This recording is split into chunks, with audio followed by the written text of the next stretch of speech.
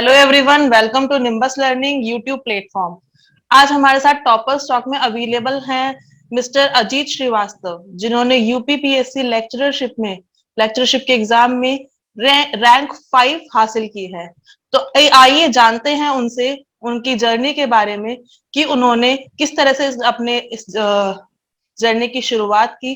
तो सबसे पहले many many congratulations Ajit Shrivastava, आपको हमारी इंजीनियर्स एकेडमी की, मेरी और कंप्लीट ईए फैमिली की तरफ से आपको बहुत बहुत बधाइयां कि आपने रैंक 5 थैंक हासिल यू की मैम। है।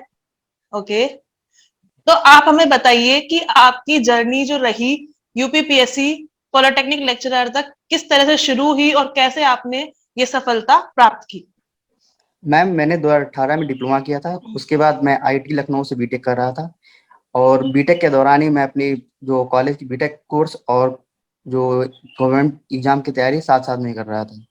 बेसिकली मैं ओके। इंजीनियरिंग सर्विस की तैयारी कर रहा था और उसी में फोकस कर रहा था, और क्योंकि उसमें जो ऑब्जेक्टिव आते हैं वो सभी एग्जाम को कवर कर लेते हैं। ओके, ठीक है। तो जैसा कि आपने मुझे अभी बताया कि आपने डिप्लोमा पहले किया, उसके बाद आपने डिग्री कंप्लीट की। तो जी आपको क्या लगता है कि डिप्लोमा करना आपके लिए बेनिफिशियल रहा था डिग्री से पहले, या फिर जो बच्चे डायरेक्ट डिग्री कर लेते हैं उनको बेनिफिट ज्यादा रहता है? मुझे कुछ इसके बारे में बताइए, क्योंकि काफी बच्चे हमारे पास रहते हैं जिन्होंने सिर्फ डिप्लोमा किया होता है। वो डिग्री को करने के लिए कंफ्यूज रहते हैं कि डिग्री करनी चाहिए नहीं करनी चाहिए, या उन्होंने कर भी लिया तो उनको समझ में नहीं आता कि करना क्या है आगे। तो आप मुझे बताइए। मैम, हिंदी मीडियम जो स्टूडेंट होते हैं उनके लिए डिप्लोमा इजी होता है, क्योंकि डिप्लोमा हिंदी मीडियम में होता है और ओके। पूरा जो 3 साल का कोर्स पूरा हिंदी में होता है। लेकिन प्रॉब्लम ये आ रही है कि अब जो जितने भी एग्जाम्स हो रहे हैं उनमें बीटेक मांगा जा रहा है और प्रमोशन में भी बीटेक रिक्वायर हो रहा है। और अगर आपने डिप्लोमा किया तो सिर्फ आप जेई के लिए एलिजिबल हैं, और अगर बीटेक है तो आप इंजीनियरिंग सर्विस है या सिविल सर्विसेज और काफी सेक्टर जो है खुल जाते हैं। इसीलिए मैंने बीटेक करना जरूरी समझा। तो अजीत, काफी सारी असफलताओं के बाद आपको ये सफलता हासिल हुई, जी। है ना? तो इसका श्रेय आप किस किस को देना चाहेंगे कि आपको ये सबसे जो पहले तो सफलता आपको मिली है? हाँ, बताएं। सबसे पहले तो मैं अपने भैया को देना चाहूंगा, क्योंकि पूरी मैं जितनी तैयारी थी उन्होंने मेरी पूरी तैयारी में हमेशा मोटिवेट किया हमें। इसके अलावा मेरी मम्मी पापा और मेरे एक दोस्त और टीचर्स, जितने मैं मेरे दोस्त थे उन्होंने कंटिन्यू, मतलब कोई भी प्रॉब्लम होती डिमोटिवेट होते थे तो अपने दोस्तों से बात कर लेते तो सॉर्ट आउट होता था। तो आपको कैसा लग रहा है अजीत? आपने सिंगल डिजिट रैंक आपको मिली है यूपीपीएससी पॉलिटेक्निक लेक्चरशिप में। उस सिंगल डिजिट रैंक को लेकर के आपको कैसा लग रहा है कि इतने सारे फेलियर्स आपको फेस करने पड़े? लोग ने बहुत आपके जो नेबर्स है, उन्होंने आपके जो रिश्तेदार हैं, उन्होंने आपके ऊपर काफी कमेंट्स किए होंगे जब आपके काफी सारे फेलियर्स हुए थे, और एक्चुअली आज मैम, आपने रैंक 5 हासिल की है। तो आपको आज कैसा लग रहा है? जी हाँ, बताएं। काफी अच्छा लग रहा है। और एक्चुअली मैम मेरे रिजल्ट्स के बारे में, मतलब जो फेलियर्स हैं या ज्यादा किसी को पता नहीं, क्योंकि मैं थोड़ा इंट्रोवर्ट हूँ तो मैं अपने रिजल्ट को ज्यादा बताता नहीं हूँ। इवन मेरा जो ओके। इंटरव्यू था तभी मेरे कुछ दोस्त और मेरे भैया के अलावा किसी को नहीं पता था कि मेरा यूपीएससी का इंटरव्यू है। जब फाइनल रिजल्ट आया तभी मैंने किसी को बताया। ओके, तो ठीक है। तो आप अपनी जो आपकी स्ट्रेटेजी रही थी कि आपने जी पर्टिकुलरली इस एग्जाम को फोकस किया था, या फिर आपका जो फोकस था वो सभी एग्जाम्स को लेकर के था, तो आपकी जो स्ट्रेटेजी रही थी, जो हमारे अभी स्टूडेंट्स हैं जो प्रिपरेशन कर रहे हैं, उनके लिए आप क्या बताना चाहेंगे कि आपने किस स्ट्रेटेजी को फॉलो किया और उन्हें क्या फॉलो करना चाहिए आगे के लिए? मैम, जब मैंने डिप्लोमा कंप्लीट किया था तो मुझे जितने भी इम्पोर्टेंट सब्जेक्ट थे सिविल इंजीनियरिंग में उनका सब बेसिक आइडिया तो हो ही गया था कि क्या पढ़ना है क्या नहीं पढ़ना है और किस सब्जेक्ट को वेटेज देना है किसको नहीं देना है। तो इसीलिए मैंने जब बीटेक जब करने गया था तो जो इम्पोर्टेंट सब्जेक्ट थे सेमेस्टर वाइज पढ़ रहा था। तो मैं जो सब्जेक्ट जैसे सॉइल मैकेनिक्स है, सोम है, हाइड्रोलिक्स है, ये इंपॉर्टेंट सब्जेक्ट हैं। तो मैंने इनको जब सेमेस्टर में कंप्लीट कर रहा था इनको मैंने अच्छे लेवल से उसी समय तैयार कर लिया था। इसके साथ बेनिफिट मेरे साथ ये हुआ कि मेरे कॉलेज में इंजीनियरिंग एकेडमी की कोचिंग चल रही थी, तो मैं ओके। कोचिंग के साथ में अपने सेमेस्टर को मतलब ऐड ऑन करके अपनी तैयारी की है। तो मेरी मैम जो तैयारी है पूरा जो बीटेक है उसमें कंटिन्यू रही है। तो व्यूअर्स, जैसा कि आप सुन पा रहे हैं, अजीत ने अपनी जो तैयारी है वो बीटेक के साथ साथ शुरू की थी, जिसका इनको फायदा भी मिला है कि इन्होंने आज सिंगल डिजिट रैंक जो लोगों का सपना होता है सिंगल डिजिट रैंक, उन उसको इन्होंने हासिल किया है। ठीक है, तो आगे यदि मैं आपसे बात करना चाहूँ अजीत, इसी में कंटिन्यू जी। करके, कि इंजीनियर्स अकेडमी और निम्बस लर्निंग जी। का प्लेटफॉर्म, जैसा कि आपने अभी बताया था कि आपके जो इंस्टीट्यूट था वहां पे क्लासेस चल रही थी, तो किस जी। तरह से आपके लिए बेनिफिशियल रहा था इंजीनियर्स अकेडमी का प्लेटफॉर्म, मुझे बताएं आप। मैं शुरुआत में प्रॉब्लम ये हो रही थी कि जो सिविल इंजीनियरिंग का सिलेबस है काफी वास्ट है। अब मुझे ये नहीं समझ कि तैयारी कहाँ से शुरू करें। और मतलब ओके। कोचिंग से ये बेनिफिट हो जाता है कि जो सिलेबस होता है वो चैनलाइज हो जाता है कि हाँ यही पढ़ना है। कम पढ़ना है लेकिन उसको मल्टीपल बार पढ़ना है, तो इस कोचिंग से सबसे ज्यादा मतलब आराम यही हो जाता है।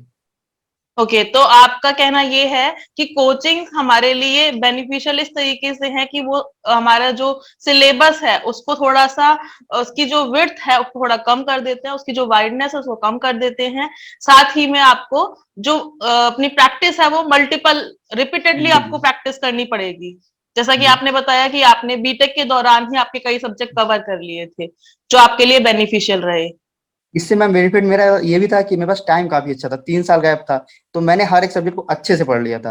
अब ज्यादा ओके। लड़के ये करते हैं कि जब बीटेक कंप्लीट कर लेंगे उसके बाद तैयारी शुरू करते हैं, तो टाइम कम ओके। होता है तो वो हमेशा तैयारी मतलब हर टॉपिक को अच्छे से तैयार कर नहीं पाते हैं, कुछ ना कुछ स्किप रह जाता है उन लोगों का। ओके, तो आपका कहने का मतलब ये है कि जो मेन सब्जेक्ट्स हैं हमारे उनको हमें बहुत जी। अच्छे से ड्यूरिंग द बीटेक ही कवर करते हुए जी। चलना चाहिए। चाहे ओके। डिप्लोमा तो करें या बीटेक, तैयार जो जो बेसिक सब्जेक्ट है उनको सेमेस्टर के साथ तैयार करते रहना चाहिए अच्छे से। ओके।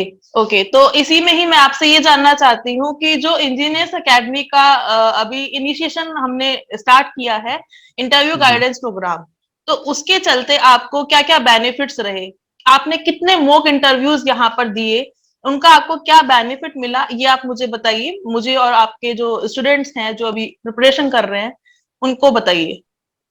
हम एक तो मैंने ऑनलाइन इंटरव्यू दिया था, मॉक इंटरव्यू, और एक लखनऊ सेंटर पर ऑफलाइन दिया था। ओके। हाँ, तो किस तरह से आपके लिए बेनिफिशियल रहे थे, ऑफलाइन और ऑनलाइन दोनों ही मोड के बारे में बताएं।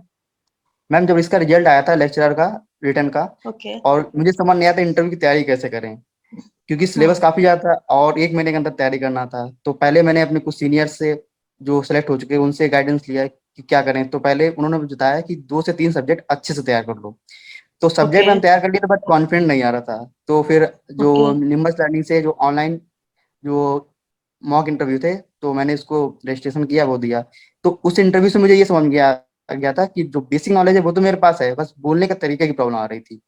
उसके ओके। लिए फिर मैंने एक और इंटरव्यू दिया था और अपने एक फ्रेंड के साथ मैंने क्वेश्चन के वो बोलने के तरीके फोकस किया था। और इसी से मैं जब मैं फाइनल इंटरव्यू में गया था तो मुझे काफी बेनिफिट मिला था इससे।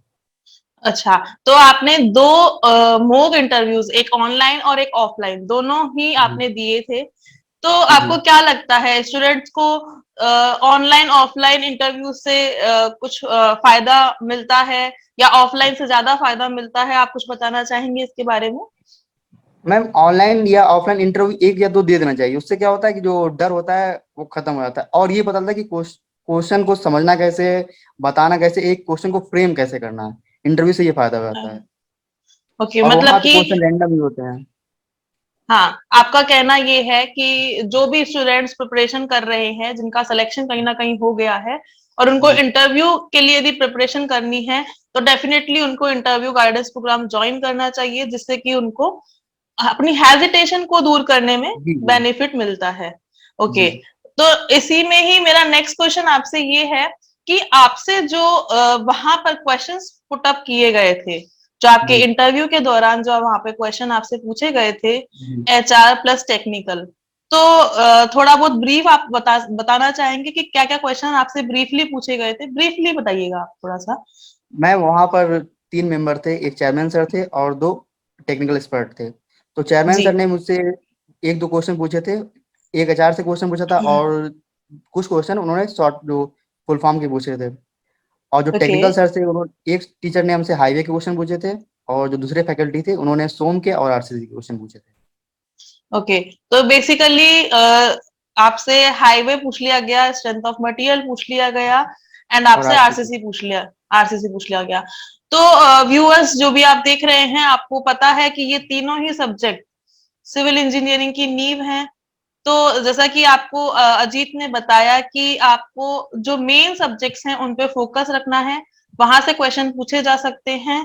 ठीक है अजीत, तो नेक्स्ट मेरा क्वेश्चन आपसे ये है कि जो स्टूडेंट्स हैं जिनका सिलेक्शन या तो कहीं ना कहीं रुक रहा है या फिर जी उनका सिलेक्शन हो गया है, उनका इंटरव्यू तक पहुंच रहे हैं वो, जी तो उनको क्या स्ट्रेटेजी फॉलो करनी चाहिए आपके हिसाब से, क्योंकि आप एक सफल कैंडिडेट हैं आज की डेट में यदि बात की जाए, तो अकॉर्डिंग टू यू उनको क्या स्ट्रेटेजी फॉलो करनी चाहिए यदि कहीं ना कहीं वो असफल हो रहे हैं या फिर कहीं ना कहीं उनको इंटरव्यू के लिए डर है, तो बताएं आप। मैम, मैंने मल्टीपल एग्जाम दिए, जैसे एसएससी जेई दिया है, उसमें मैं फेल हो गया था। एसएससी जी मैंने 3 बार दिया है, तीनों बार मैं फेल हो गया हूँ। एक बार मैंने प्री ओके दिया, मेंस दिया, डीवी तक हो गई थी, उसमें फाइनल फेल हो गया था। इसके बाद आरआरबी ओके जेई में फेल हो गया था, यूपीपीसीएल में फेल हुआ था। तो मैम कभी ओके कभी तो ये लग रहा था कि छोड़ दिया जाए, लेकिन बात ये थी कि छोड़ेंगे तो करेंगे भी क्या, फिर किसी ओके फील्ड में जाएंगे तो उतना ही मेहनत करना पड़ेगी। तो फिर या यही सोच, और फिर मैं मेरे साथ बेनिफिट ये था कि मेरे जितने भी फ्रेंड थे डिप्लोमा वाले, वो कहीं ना कहीं गवर्नमेंट जॉब कर ही रहे थे। तो उनसे बात अच्छा करते थे तो काफी गाइड करते थे कि हाँ नहीं हो रहा है, अगली बार हो जाएगा, तो ऐसे हो जाता था।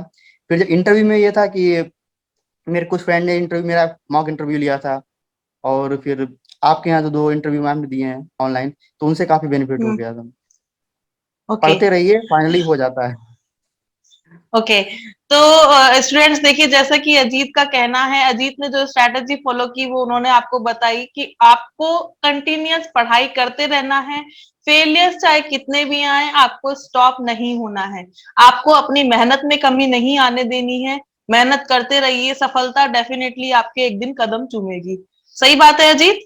जी मैम, और मैम जब आता है रिजल्ट तो लगातार कंटिन्यू आता है। जैसे मेरा अभी जब डीएफसीसीआईएल में हुआ है, उसके जस्ट बाद मेरा डीएफ इसमें लेक्चरर में हो गया। तो जब नहीं होता तो किसी में नहीं होता, जब होता तो कंटिन्यू 1-2 जगह हो जाता है, ये भी है। अच्छा, तो आपका कहना ये है कि अभी डीएफसीसीआईएल में भी आपका सिलेक्शन हो रखा है? जी मैम, मेरी 7 तारीख को ज्वाइनिंग थी डीएफसीसीआईएल में, और मेरा ओके मुझे 6 तारीख को दिल्ली जाना था, और 5 तारीख को इसका रिजल्ट आ गया, फिर मैं गया ही नहीं था। ओके। तो देखिए स्टूडेंट्स, यहाँ पर आज अजीत के पास 2 अपॉर्चुनिटी अवेलेबल है, डीएफसीसीआईएल में भी इनकी काफी अच्छी रैंक इनको मिली है। कौन सी रैंक मिली है डीएफसीसीआईएल में आपको? मैम 23 रैंक है। 23 रैंक। देखिए आप इनको सेंट्रल लेवल के एग्जाम में इनको 23rd रैंक मिली है, और यहीं पर यदि हम यूपीपीएससी पॉलिटेक्निक लेक्चरशिप की बात करें तो वहां पर इनके पास रैंक 5 इनको मिली है। तो जैसा कि इन्होंने बताया कि इनको कई सारे एग्जाम में फेलियर्स मिला, उसके बाद इनको रैंक 5 आज हासिल हुई है। तो अजीत आपका बहुत बहुत धन्यवाद, और आपको मैं अगेन बहुत सारा बधाई देना चाहूंगी आपको, थैंक यू मैम। कंप्लीट ईए की तरफ से और मेरी तरफ से, जो आपने इतनी मेहनत करके रैंक 5 हासिल की। ठीक है, थैंक यू मैम। तो हमारे okay okay, thank you and all the best for the future Ajit. Thank you thank ma'am. You. If you really like the video, please hit the like button, share the video, subscribe to our YouTube channel and press the bell icon for the latest updates. Thank you.